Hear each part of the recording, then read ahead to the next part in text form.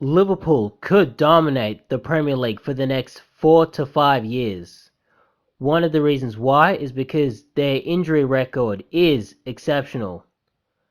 For some reason, Liverpool players never tend to get injured. They're always fit, firing, in good shape, and this has to be a testament to the medical team and fitness department. We all know how long a season can be and how brutal and unforgiving it can be at times. This segues into the next point: smart transfer business. So, over the course of the last couple of years, Liverpool have done some really good deals. Mane, Salah, Virgil van Dijk, Alisson, just to name a few. But when Liverpool bring in a new player, what they do is they make sure this player has a good injury record, so that basically this player can play most of their games over the course of the period that they're at the club. More clubs should do this, but what seems to happen is that clubs buy a player and then the player starts to get injuries without doing background checks and that sort of stuff. Also, another really good thing Liverpool does, and that every club should do, is that you buy players you actually need.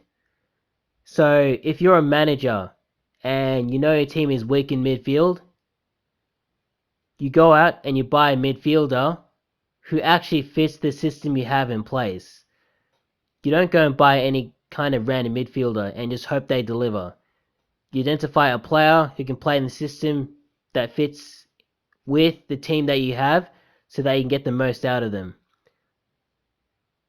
One example of a signing that a club made that was completely all wrong is, I'd probably say, Michael Owen actually. This was like ages ago, like over a decade ago.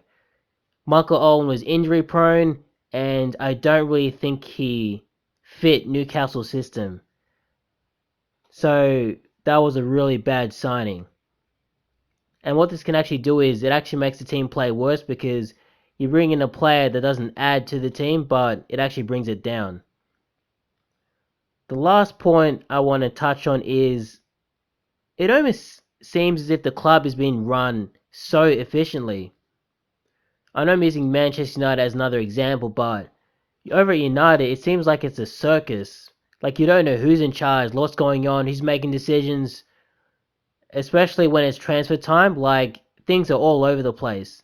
Now the media doesn't really help, but in general, it just seems like the club's all over the place. But at Liverpool, like they identify players, they go in for them. It just seems like at board level, people really know what they're doing. And, I think it's taken a while for the club to really get itself together. I think the Fenway Sports Group, they took over in about 2010. It's taken them a decade to really create any kind of success, but it seems like with the model that they have and some of the decisions that they've made over the years have really paid off. And that's what should happen at football clubs. If you make bad decisions, try and rectify them and try to do them better next time. And, if you really have a system and you really work on it, then you can achieve success.